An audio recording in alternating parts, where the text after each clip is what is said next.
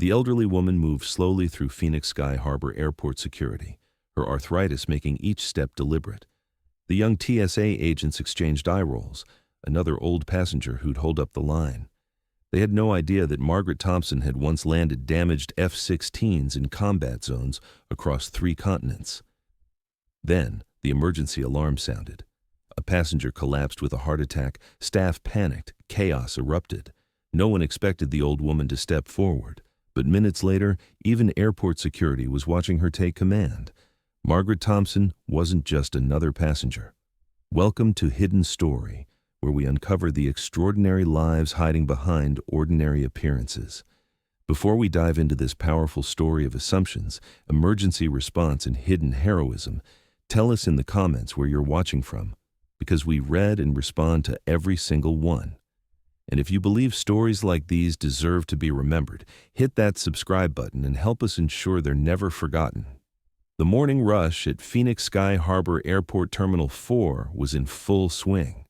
Business travelers clutched their coffee cups and laptops, families juggled strollers and carry-ons, and the constant hum of announcements echoed through the vast terminal. Security Checkpoint Alpha processed hundreds of passengers every hour, a well-oiled machine of X-ray scanners, metal detectors, and uniformed TSA agents. Margaret Thompson approached the security line at 8:47 a.m., ticket and ID in hand. At 68, she moved with the careful deliberation of someone managing chronic arthritis, her silver hair neatly pulled back, wearing a simple cardigan and comfortable walking shoes. To the casual observer, she was exactly what she appeared to be, a grandmother traveling to visit family. Behind the security checkpoint, Agent Tyler Rodriguez, 24, fresh out of TSA training, nudged his colleague. "Here comes another slow one," he muttered, watching Margaret fumble with her boarding pass. "Tuesday morning special, Grandma's day out." His partner, Agent Jessica Chen, barely looked up from her screen. "Bet she's got the full pharmacy in her purse. Always do." Margaret reached the document check station, moving methodically through the familiar routine. She'd made this trip dozens of times over the past 3 years, visiting her daughter in Seattle. The agents had seen her before, though none had ever bothered to learn her name. "Ma'am, boarding pass and ID," Agent Rodriguez said with barely concealed impatience. Margaret handed over her documents with a polite smile. "Good morning." Rodriguez scanned them quickly, his attention already shifting to the growing line behind her. "What is the purpose of travel?" "Visiting family," Margaret replied simply. The agent handed back her documents without making eye contact. "Move along to security screening." At the X-ray station, Margaret began the familiar dance of removing shoes, placing her small purse in a bin, and walking through the metal detector. The process took longer than it should have. Her arthritic fingers struggled with shoelaces, and she moved cautiously to avoid triggering her back pain. "Ma'am, you need to move faster," called out Agent Chen from behind the X-ray monitor. "You're holding up the line." Margaret nodded apologetically, though she was moving as quickly as her 68-year-old body would allow. Behind her, impatient travelers checked their watches and shifted restlessly. "Every Tuesday, same story," Rodriguez complained to another agent. "These old folks think they've got all day." What none of them knew was that Margaret Thompson had once commanded emergency landing procedures under enemy fire, that she had trained hundreds of pilots in crisis management, that she held a Congressional Medal of Honor that she kept in a small box in her bedroom closet, never displayed, never mentioned. To the TSA agents, she was just another elderly passenger who didn't understand the urgency of modern air travel. Margaret collected her belongings and made her way toward her gate, the dismissive comments following her like an unwelcome shadow. She'd grown accustomed to being invisible, to being underestimated. It had been 15 years since her retirement from active duty, and the world had largely forgotten that women like her had ever existed. Margaret had just settled into a chair near Gate A12 when the first scream pierced the terminal's ambient noise. Near the food court, about 50 yards away, a man in his 50s had collapsed. His wife knelt beside him, her voice rising in panic. "Help! Someone help us! He's not breathing!" The collapse happened in clear view of dozens of travelers, but the initial response was chaos. People pulled out phones to record rather than assist. Others backed away, unsure what to do. A few shouted for help, but no one took charge. Margaret stood immediately, her practiced eye assessing the situation. Even from a distance, she could see the classic signs: the man's blue-tinged lips, his wife's frantic chest compressions that lacked proper technique, the growing crowd of onlookers who were more hindrance than help. 2 TSA agents arrived at the scene, Rodriguez and Chen among them, but their training was in security, not medical emergencies. They established a perimeter and called for medical assistance, but the nearest EMT team was 12 minutes away in terminal traffic. "Sir, step back. Give him space," Rodriguez commanded the gathering crowd, but his voice carried uncertainty.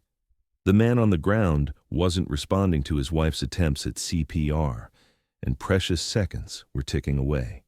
Margaret moved toward the commotion, her arthritis forgotten as training older than most of the agents took over.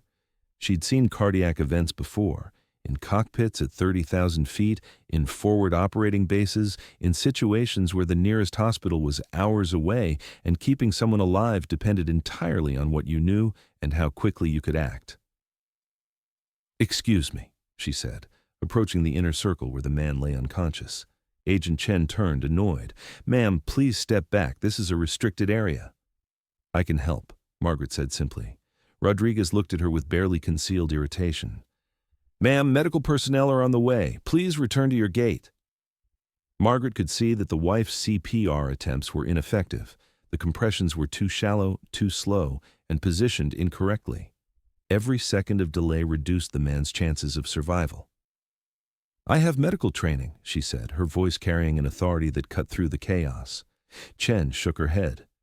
"Ma'am, I need you to—" "Look at his color," Margaret interrupted, her tone shifting to something that made both agents pause. "Look at his lips. He's not getting oxygen. Her compressions aren't reaching the heart. If you want this man to live, you need to let me help." There was something in Margaret's voice, a calm certainty that spoke of experience rather than panic, that made Rodriguez hesitate. Around them, the man's condition was visibly deteriorating. "Are you a doctor?" Chen asked. "I'm trained in advanced life support," Margaret replied, already moving toward the victim. "Military medical training." It wasn't entirely accurate. Her medical training was part of her pilot certification, designed for combat situations where traditional medical help wasn't available. But it was more training than anyone else on the scene possessed. Rodriguez looked around desperately. The EMTs were still 7 minutes away, according to his radio. The man's wife was sobbing, her ineffective CPR becoming more frantic. The crowd was growing restless. "Let her try," he decided. Margaret knelt beside the victim with a fluid motion that belied her age. She placed her hands on his chest, feeling for the correct positioning with the precision of someone who had done this before. Her first compression was firm, deep, and exactly timed. "What's his name?" she asked the wife without looking up. "David," the woman sobbed. "David Morrison." "David, I'm going to help you," Margaret said clearly, beginning a rhythm of compressions that was textbook perfect. "Ma'am, I need you to breathe for him when I tell you. Tilt his head back, lift his chin, and give 2 breaths every 30 compressions." Her voice carried the unmistakable tone of command, not harsh, but absolutely certain, the kind of voice that had once directed multi-million-dollar aircraft through emergency procedures. The TSA agents watched in growing amazement as Margaret coordinated the resuscitation effort with the precision of a trained professional. Her compressions were deep and consistent, her count was steady, and she managed the wife's assistance with gentle but firm direction. "Switch," she commanded after 2 minutes, allowing circulation to return to her own hands. "Sir," she addressed Rodriguez, "I need you to take over compressions. 2 inches deep, 100 to 120 per minute. Don't stop until I tell you." Rodriguez hesitated. "I don't know how—" "Place your hands here," Margaret guided his positioning. "Lock your elbows. Use your whole body weight, like this." Under her direction, Rodriguez began compressions while Margaret monitored David's pulse and airway. Her movements were economical, purposeful, and completely confident. As Margaret worked, her commands became more complex, more technical. She spoke of airway management, pulse points, and circulation in terms that revealed a depth of knowledge far beyond basic first aid. "His color's improving," she announced after 3 minutes of coordinated effort. Pulse is thready but present. Keep the compression steady. Agent Chen watched in fascination as this elderly woman, whom she'd dismissed as a nuisance just minutes earlier, orchestrated a professional-level medical response. "Ma'am," Chen ventured during a brief pause, "what kind of military medical training did you have?" Margaret checked David's pulse again before answering. "Flight surgeon certification, combat rescue qualification, aerospace medicine." She paused. "Among other things." The terms meant little to the TSA agents, but the way Margaret said them, with the casual confidence of someone reciting a resume, suggested they were significant. EMTs finally arrived, pushing through the crowd with their equipment. Margaret smoothly transitioned her efforts to the professional team, providing a rapid but comprehensive briefing. Male, approximately 55, witnessed cardiac arrest 8 minutes ago. We've maintained compressions throughout. Pulse returned after 4 minutes, currently weak but steady. Airway clear, breathing shallow but regular. No known allergies according to wife. The lead EMT looked at Margaret with surprise. Her report was exactly what he needed, delivered in precise medical terminology.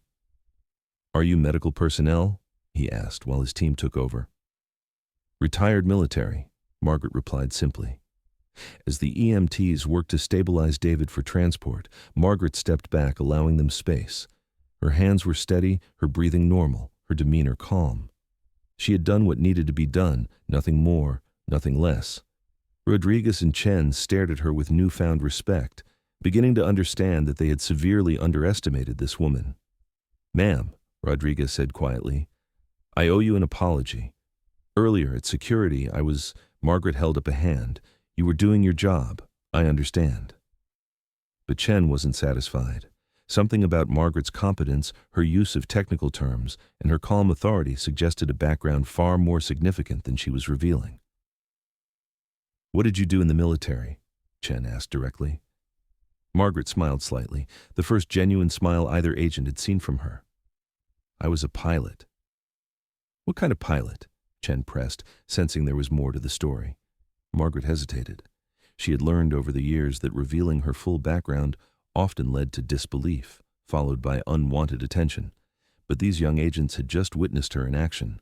Perhaps they had earned the truth. "Fighter pilot," she said quietly. F-16 Falcon, later test pilot for experimental aircraft. Rodriguez and Chen exchanged glances. Female fighter pilots were rare even now. 15 years ago, they had been almost non-existent. "How long did you serve?" Rodriguez asked, his earlier dismissiveness completely gone. 28 years active duty, Margaret replied. Retired as colonel in 2008. Chen did the math in her head. If Margaret had retired as a colonel after 28 years, she would have been among the first generation of women to break through the military's highest barriers. "Combat missions?" Chen asked, though she suspected she already knew the answer. Margaret's expression grew distant. "Desert Storm. Operation Iraqi Freedom, Afghanistan, 3 tours total."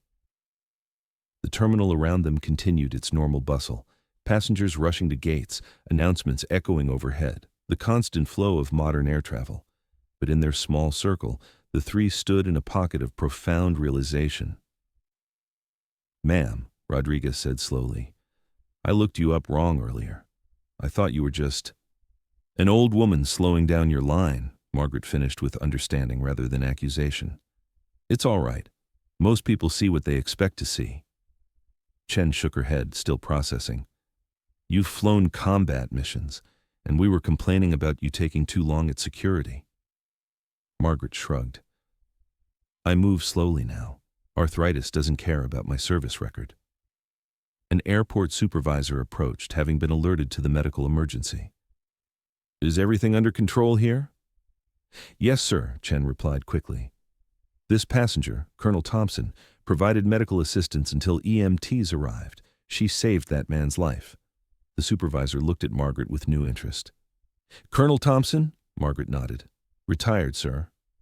"Well, Colonel, on behalf of Phoenix Sky Harbor, thank you for your service and your assistance today. Is there anything we can do for you?" Margaret checked her watch. "Actually, I have a flight to catch."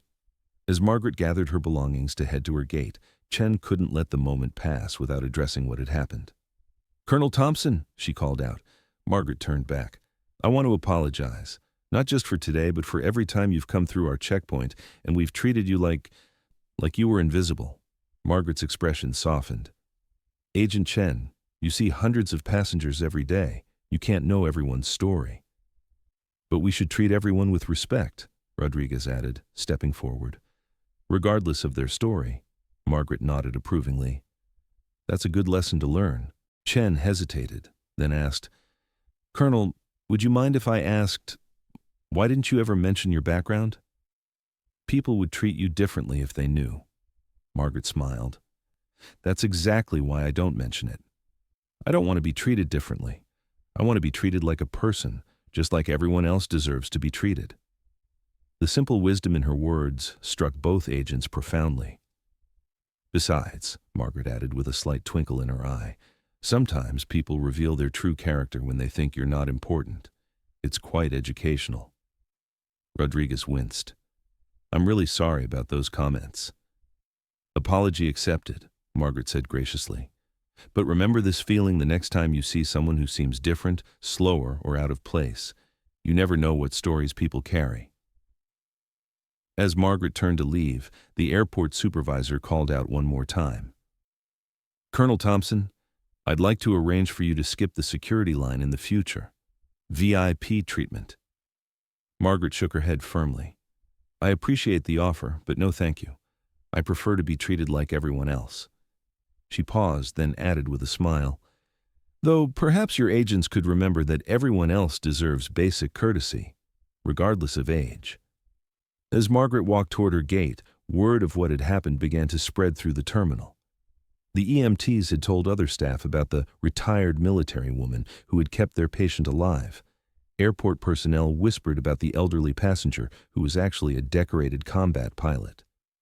But Margaret moved through it all with the same quiet dignity she had shown all morning. She didn't seek attention or recognition. She simply went to her gate, took her seat, and waited for her boarding call. Agent Chen found herself watching Margaret from the security checkpoint, seeing her completely differently now. This wasn't just an elderly passenger who moved slowly and held up lines. This was a woman who had broken barriers, served her country with distinction, and saved a life that morning, all while maintaining grace under pressure and humility in the face of disrespect.